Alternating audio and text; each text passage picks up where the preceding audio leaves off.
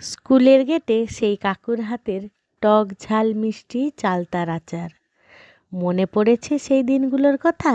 জিভে জল আনা সেই স্বাদ আর গন্ধে ভরা শৈশবকে ফিরে পেতে চান? তাহলে তো বানিয়ে ফেলতে হবে সেই স্বাদ, সেই স্কুলের স্মৃতি ফেরাতে চালতার আচার। আজকে আমি নিয়ে হাজির হয়ে গেছি দারুণ সুস্বাদু টক ঝাল মিষ্টি চালতার আচারের রেসিপি। পারফেক্ট চালতার আচার বানাতে গিয়ে আচার শক্ত হয়ে যাচ্ছে বা ভেতরে মশলা ঢুকছে না, চিন্তার কোনো কারণ নেই। আজ আমি আপনাদেরকে দেখাবো কিভাবে কোনো রকম ফুড কালার ছাড়াই ঘরে বসে তৈরি করবেন দোকানের মতন লালচে এবং নরম চালতার আচার, যা সংরক্ষণ করা যাবে সারা বছর ধরে। আর আজকের এই ভিডিওটি দেখার পর আপনিও হয়ে উঠবেন আচারের ওস্তাদ। ভিডিওটি শেষ পর্যন্ত দেখুন, কারণ শেষে থাকছে আচার অনেক দিন ভালো রাখার একটি বিশেষ টিপস। তাহলে চলুন শুরু করছি আর দেরি না করে। নমস্কার বন্ধুরা, ইজি কুক চ্যানেলে আপনাদের সবাইকে স্বাগত জানাই। চলুন শুরু করছি। জানেন তো, আমাদের বাড়িতে একটা বিশাল বড় চালতা গাছ আছে। চালতা গাছে চালতা পুরো ভর্তি হয়ে আছে, কিন্তু পাড়ার লোক নেই। এই চালতাগুলো না পেকে পেকে মাটিতে পড়ে থাকে। আমি তার থেকে দুটো চালতা কুড়িয়ে নিয়ে চলে এসেছি। দেখুন, আজকের আচার এই দুটো চালতা দিয়ে বানাবো।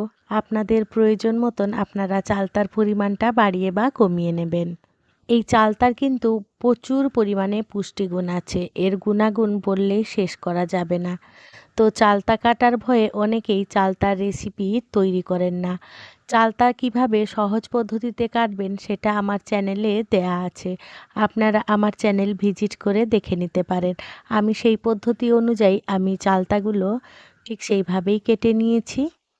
চালতা কাটার পদ্ধতিটা আমি এখানে দিলাম না, যাতে ভিডিওটা বড় না হয়। তাই চালতা আমি সেই পদ্ধতিতে কেটে নিয়েছিলাম আর বেশ ভালো করে জল পাল্টে পাল্টে ধুয়ে নিয়েছিলাম আর জল ঝরিয়ে রেখে দিয়েছিলাম। এবারে একটা কড়াইতে চালতাগুলো নিয়ে নিয়েছি। এবারে দিয়ে দেবো পরিমাণ মতন জল আর চালতার স্বাদ মতো নুন আর হলুদ দিয়ে প্রথমে আমাদের চালতাগুলোকে বেশ ভালো করে সেদ্ধ করে নিতে হবে। আমার এই রেসিপিটি যদি কোনো নতুন বন্ধু ইউটিউব থেকে দেখে থাকেন, তাহলে আমার এই ক্ষুদ্র চ্যানেলটিকে সাবস্ক্রাইব করে আমার পাশে থাকার জন্য অনুরোধ করছি। আর পাশে থাকা বেল আইকনটি অবশ্যই প্রেস করে রাখবেন। যখন আমি নিত্য নতুন কোনো রেসিপি দেবো, সবার আগে খুব সহজেই নোটিফিকেশান আপনাদের কাছে পৌঁছে যাবে। কথা বলতে বলতে চালতাগুলো বেশ সুন্দরভাবে সেদ্ধ হয়ে গেছে। চালতাগুলো সেদ্ধ হয়ে গেলে যদি এক্সট্রা বেশি আপনাদের জল থাকে, তাহলে জল থেকে ছেঁকে চালতাগুলো তুলে নেবেন বা কড়াইতে জলটা শুকিয়ে নিতে পারেন, তাতে কোনো রকম অসুবিধা নেই। মোদ্দা কথা হলো আমাদের জলটা একেবারে শুকনো করে নিতে হবে। চালতাগুলো বেশ শুকনো শুকনোভাবে সেদ্ধ করে নিয়েছি আর ঠান্ডা হতে দিলাম। এদিকে চলুন একটা মশলা বানিয়ে নিই আচারের জন্য। নিয়ে নিয়েছি বেশ কয়েকটা শুকনো লঙ্কা, মৌরি, ধনে, পাঁচ ফোড়ন, কালো জিরে, গোলমরিচ, জোয়ান, মেথি আর গোটা জিরে। এই সব উপকরণগুলো আমাদের লাগবে। আপনারা যেভাবে চালতা নেবেন সেইভাবে মশলাগুলো বাড়িয়ে বা কমিয়ে নেবেন। এবারে শুকনো কড়াইতে এই মশলাগুলো আমাদের নিয়ে ড্রাই রোস্ট করে নেব। খুব বেশি ভাজবো না, জাস্ট মশলাগুলো থেকে একটা সুন্দর মিষ্টি গন্ধ বেরোবে ততক্ষণ কিন্তু আমাদের ভাজা করে নিতে হবে। বেশি পুড়িয়ে ফেললে কিন্তু ভালো লাগবে না। একদম গ্যাসের ফ্লেম লোতে রেখে মশলাগুলো সুন্দরভাবে ভাজা করে নেব আর ঠান্ডা করে নেব। এদিকে আচার বানানোর জন্য কড়াই বসিয়ে দিয়েছি গ্যাসে, তাতে 3 থেকে 4 টেবিল স্পুনের মতন সর্ষের তেল দিয়ে দিয়েছি আর ফোড়নে দিয়ে দিলাম 5 ফোড়ন। আমি এখানে 2 চামচ মতন 5 ফোড়ন দিয়েছি আর দিয়ে দিলাম শুকনো লঙ্কা। এই ফোড়ন থেকে যখন একটা সুন্দর মিষ্টি গন্ধ বেরোবে, তখন দিয়ে দেবো সেদ্ধ করে রাখা চালতা। তবে চালতা দেওয়ার আগে চালতাগুলোকে এইরকম একটু নোড়া দিয়ে আমরা একটু থেঁতো করে নেব, তাহলে চালতার মধ্যে মশলাগুলো ঢুকবে আর চালতার আচারটা খেতে ভীষণ ভালো লাগবে। তাই চালতাগুলো এই রকমই থেঁতো করে নেবেন। এবারে চালতাগুলোকে বেশ ভালো করে তেলের সাথে নাড়াচাড়া করে ভাজা করে নেব। যতক্ষণ না চালতাগুলো খুব সুন্দরভাবে ভাজা হচ্ছে, অর্থাৎ চালতার যে একটা জলীয় ভাব আছে সেটা যতক্ষণ না শুকনো হচ্ছে ততক্ষণ কিন্তু আমাদের এই তেলের সাথে ভেজে নিতে হবে। আর যদি এই জলীয় ভাবটা থাকে তাহলে আচারটা খারাপ হয়ে যাওয়ার সম্ভাবনা থাকে। তাই এই পদ্ধতিটা অবশ্যই মাথায় রেখে আপনারা চালতাটা বেশ ভালো করে ভেজে নেবেন। দেখুন চালতাটা ভাজা হয়ে এসছে প্রায়। এবারে আমি দিয়ে দেবো কাশ্মীরি লাল লঙ্কা গুঁড়ো। আপনারা যেরকম কালার চাইবেন সেই রকম লঙ্কা গুঁড়োর পরিমাণটা দিয়ে দেবেন। এইভাবে তেলের সাথে দিয়ে ভাজা করা হয় তাহলে চালতার আচারের কালারটা বেশ সুন্দর আসবে। তাই লঙ্কা গুঁড়োটা দিয়ে আমি ৩-৪ মিনিট মতন এই চালতার সাথে ভাজা করে নিয়েছিলাম। আর দেখুন চালতার যে জলীয় ভাবটা আছে সেটা সম্পূর্ণ শুকনো শুকনো হয়ে গেছে। এই পর্যায়ে আমি এখানে দিয়ে দেবো আখের গুড়। আপনারা গুড়ের বদলে চিনি দিতে পারেন, তবে গুড়টা দিলে চালতার আচারের রঙটা কিন্তু ভীষণই সুন্দর হবে। আখের গুড়টা দিয়ে বেশ ভালো করে নাড়াচাড়া করে মিশিয়ে নেব যতক্ষণ না গুড়গুলো সম্পূর্ণ চালতার সাথে সুন্দরভাবে মিশে যাচ্ছে। আর মিষ্টিটা আপনাদের পছন্দ মতন দিয়ে দেবেন। এবারে দিয়ে দেবো লেবুর রস। আমি এই 5-6 চামচ মতন লেবুর রস দিলাম, তাতে এই আচারটা বেশ ভালো লাগবে খেতে।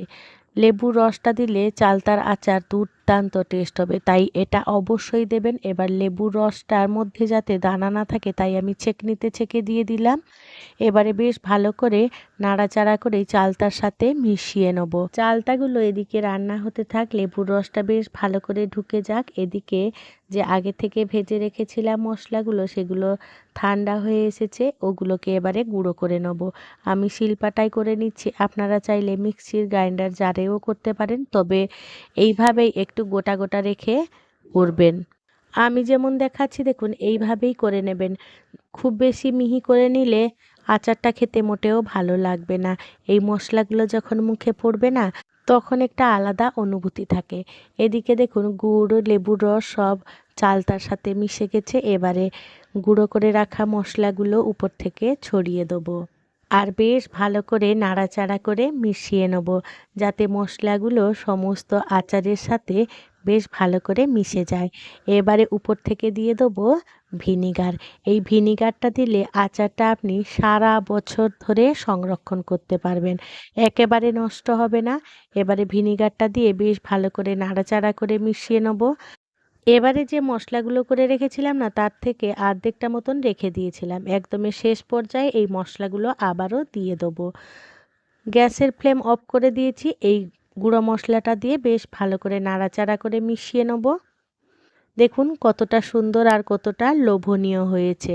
এইভাবেই আমি রেখে দেবো, আর বেশি শুকনো করব না। আপনারা টেক্সচারটা যেমন পছন্দ করবেন সেইভাবেই রাখবেন, তবে এটা এইভাবে রাখলে আরও একটু শক্ত হয়ে যাবে। তাই আমি এই পর্যায়ে গ্যাসের ফ্লেম অফ করে দিলাম আর আচারটা ঠান্ডা হতে দেবো। বন্ধুরা, আজকে আমার এই আচারের রেসিপিটি আপনাদের কেমন লাগলো সেটা কিন্তু কমেন্টে জানাতে একেবারেই ভুলবেন না।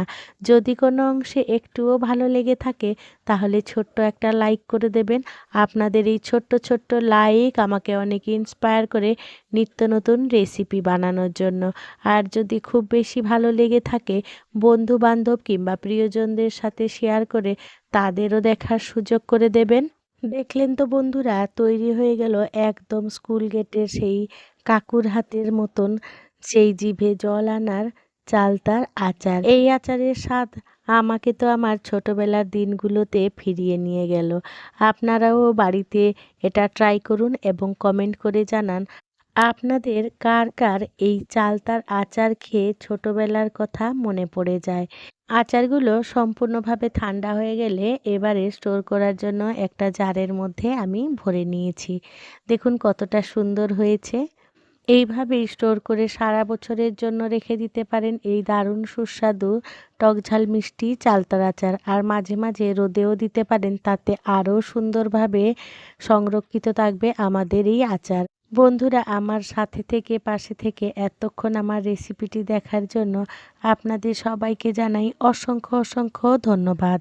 আপনারা ভালো থাকবেন, সুস্থ থাকবেন।